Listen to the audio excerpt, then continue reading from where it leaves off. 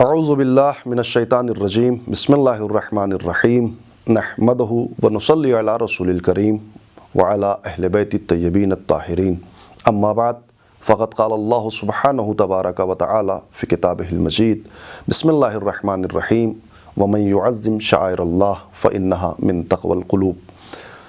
8 شوال 1344 ہجری ایک ایسی تاریخ تشیع میں اور تاریخ اسلام میں گزری ہے کہ جس کا دیا ہوا غم آج بھی تازہ ہے، جس کا دیا ہوا داغ آج بھی لوگوں کے دلوں پر باقی ہے۔ 8 شوال یوم انہدام جنت البقیع کے عنوان سے آج پوری دنیا میں تمام اہل تشیع اور اہل ایمان تمام مسلمانوں کے یہاں 8 شوال ایک سیاہ روز کے طور پر منایا جاتا ہے۔ 2 وجہوں سے 8 شوال کو یاد کرنا بہت ضروری ہے۔ پہلی وجہ یہ کہ انہدام جنت البقیع ہے، قبور ائمہ کی تخریب ہے، قبور صحابہ کی تخریب ہے، قبور مومنین کی تخریب ہے۔ جنت البقیع ایک ایسا قبرستان، ایک ایسی جگہ کہ جس کے لیے پیغمبر نے تاکید کی ہے۔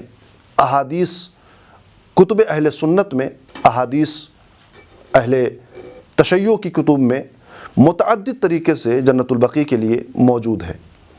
جنت البقیع وہ قبرستان ہے کہ جسے بقیع غرقد کہا جاتا ہے۔ جنت البقیع وہ قبرستان ہے جسے روضۃ من ریاض الجنہ کہا جاتا ہے، جنت کے ٹکڑوں میں سے ایک ٹکڑا۔ جنت البقیع وہ قبرستان ہے کہ جس میں سب سے پہلے دفن ہونے والے مہاجرین میں سے جناب عثمان ابن مظعون تھے اور انصار میں سے اسعد ابن زرارہ تھے۔ ایسے صحابہ، ایسے شہدائے اسلام، ایسے مومنین کہ جنہوں نے اسلام کے لیے اپنا سب کچھ قربان کر دیا، وہ اس جگہ پر اور اس قبرستان میں دفن ہیں۔ تو تخریب جنت البقیع فقط اہل تشیع کا مسئلہ نہیں ہے، تمام امت اسلام کا مسئلہ ہے کہ جسے وہابیت نے داغدار کیا ہے۔ امت مسلمہ کو کیسا غم دیا ہے کہ جس میں تمام امت مسلمہ داغدار ہوئی ہے۔ عثمان ابن مظعون جیسا صحابی جو وہاں دفن ہے، اگر آپ ان کی عظمت کو دیکھیے تو ایک چھوٹے سے مولا کائنات کا ایک خطبہ ہے نہج البلاغہ میں کہ جنہوں نے اس خطبے میں ارشاد فرمایا کان فی المزہ لی اخ فی اللہ، میرے لیے زمانے قدیم میں اللہ کی وجہ سے ایک بھائی تھا۔ اس خطبے کو 2 لوگوں کے اوپر جو ہے وہ شارحین نے اور محدثین نے منطبق کیا کہ یہ 2 لوگوں کے لیے جو ہے یہ خطبہ شاید مولا نے کہا ہو، یا ابوذر غفاری ہیں یا عثمان ابن مظعون ہیں۔ اور آپ سوچئے کہ جس شخصیت کو علی ابن ابی طالب جیسی شخصیت اپنا بھائی کہہ رہی ہے، وہ بھی اللہ کے لیے، للہیت کی وجہ سے، تو اب سوچیں اس کی عظمت کا اندازہ کیا ہوگا۔ یہ پہلا مرحلہ تھا۔ اس وجہ سے تخریب بقیع یعنی 8 شوال کو یاد کیا جانا چاہیے کہ صحابہ کی قبور، مومنین کی قبور، اولیاء الہی کی قبور، ائمہ کی قبور اور دختر پیغمبر اکرم کی قبر جو ہے وہ اس مقام پر ہے جہاں تخریب ہوئی ہے، جہاں جن کی قبروں کو تہس نہس کیا گیا، برباد کیا گیا اور ان کے قبے اور ان کے مزاروں کو گرا دیا گیا۔ حالانکہ یہ پیغمبر اسلام کی سنت سے بالکل مخالف ہے، چونکہ تاریخ میں ملتا ہے کہ جب عثمان ابن مظعون کو دفن کیا ہے تو پیغمبر نے قبر کی تعمیر کی ہے۔ 2 بڑے پتھر لگائے ہیں، ایک سرہانے اور ایک پیروں کی طرف 2 بڑے پتھر لگائے تاکہ عثمان ابن مظعون کی قبر کا نشان باقی رہے۔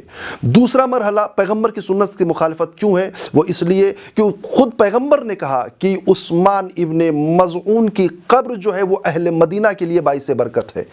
اور اس کے بعد سے خود اہل سنت کی کتابوں میں جو روایات نقل ہوئی ہیں، چاہے وہ صحیح مسلم کی ہو، چاہے وہ نووی کی ہو، چاہے وہ مسند احمد ابن حنبل کی ہو، چاہے وہ موطأ مالک کی ہو، چاہے وہ نسائی کی کتاب ہو، اس میں اگر آپ حدیثوں کو دیکھیں گے تو بقیع کے لیے عجیب و غریب احادیث اور عجیب و غریب جملے ملتے ہیں کہ جو وہابیت کی فکر اور وہابیت کی دلیل کی مکمل طریقے سے تنقیص کرتے ہیں اور اسے توڑتے ہیں۔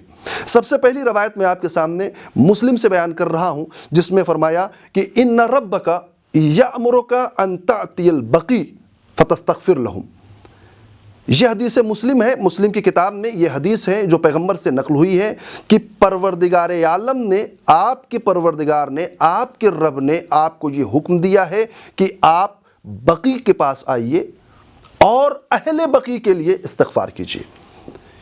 یہ حدیث مسلم نے درج کی ہے، اور جب اس کی شرح کی نووی نے تو وہ یوں لکھتے ہیں کہ ھذا حدیث دلیل الاستحباب لزیارت القبور والسلام علی اہلہا والدعاء لہم وترحم علیہم۔ یہ نووی نے اس حدیث کی شرح کرتے ہوئے اس فکر کی تنقیص کی ہے جو وہابیت کی فکر ہے کہ قبور پہ نہیں جانا چاہیے، ان کے لیے دعا نہیں کرنا چاہیے، ان کے لیے فاتحہ نہیں پڑھنا چاہیے، ان کے لیے درود نہیں پڑھنا چاہیے۔ جن ساری چیزوں کی نقیض اس حدیث نے کی ہے جس کی شرح نووی نے کی ہے۔ ھذا الحدیث دلیل علی استحباب زیارت القبور۔ یہ حدیث زیارت قبور کے استحباب پر دلالت کرتی ہے، نہ یہ کہ کرنا چاہیے بلکہ اسے کرنے میں ثواب ہے۔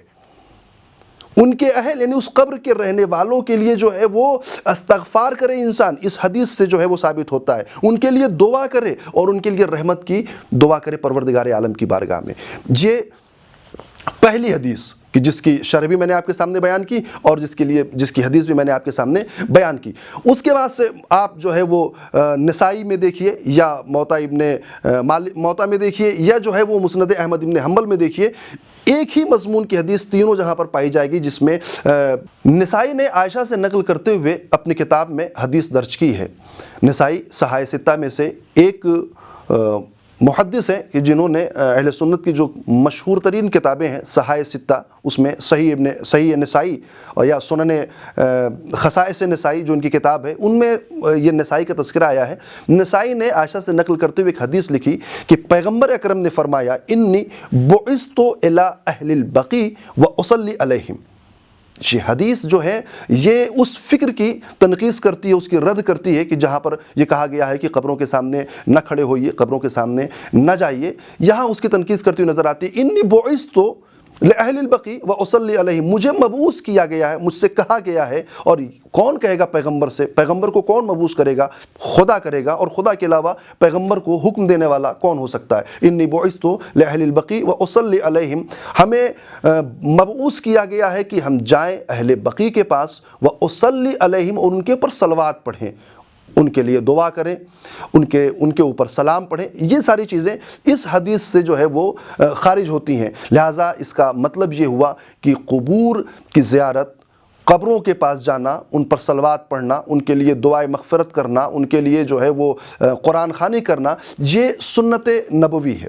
اب یہاں پر 8 شوال کی تیسری وجہ کیوں منایا جانا چاہیے، اس کے لیے جنایات آل سعود کو اپنے جوانوں تک پہنچانا چاہوں گا، اپنے سامعین تک پہنچانا چاہوں گا، تاکہ جہاں جہاں یہ ویڈیو جائے، جہاں جہاں یہ کلپ جائے، جہاں جہاں یہ تقریر جائے، وہاں ہمارے لوگوں کو، ہمارے بچوں کو پتہ چلنا چاہیے کہ آل سعود کی جنایتیں کیا ہیں۔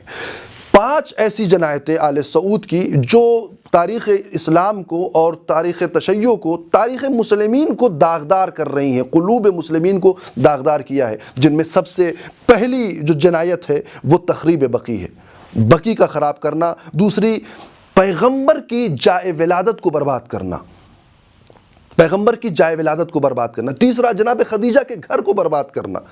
چوتھا، مولا کائنات سے جڑی ہوئی ان تمام چیزوں کو برباد کرنا، ان تمام چیزوں کی تخریب کرنا کہ جو لوگوں کو مولا کائنات کی فضیلت کی طرف جو ہے وہ توجہ دلاتی ہیں۔ اور پانچواں، ایک کتاب خانے، قدیم کتاب خانے کا جلا دینا کہ جس میں 60,000 سے زیادہ نادر کتابیں موجود تھیں۔ اس کے علاوہ متعدد جو ہے وہ جنایات آل سعود ہے، وہ صرف اس لیے کہ شعائر خداوندی کی طرف لوگوں کی توجہ نہ جائے اور لوگوں کے دلوں میں تقوی پیدا نہ ہو۔ اس کی وجہ کیا ہے؟ بس یہ آخری بات، اور میں آپ کی زحمت کو تمام کروں گا۔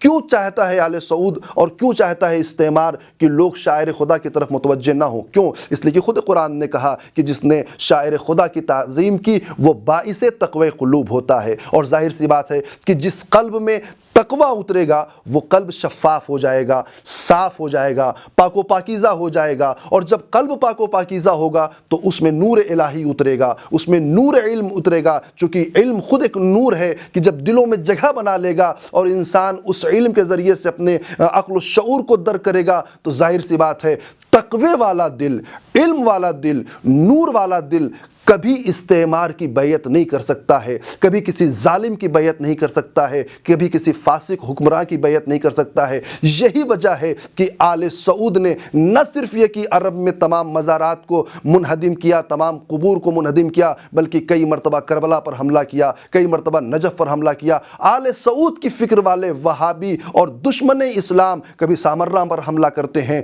کبھی سیریا پر حملہ کرتے ہیں۔ وہ چاہتے ہیں کہ شاعر خداوندی کو ختم کر دیا جائے تاکہ لوگوں کے دلوں میں تقوی الہی نہ اترنے پائے۔ آخر میں ہم دعا کریں گے پروردگار عالم کی بارگاہ میں، پروردگارہ ہمیں اس دنیا سے اس وقت تک نہ اٹھانا جب تک ہم اپنی نگاہوں سے پھر سے تعمیر بقی کو نہ دیکھ لیں۔ وآخر الدعوانا الحمدللہ رب العالمین۔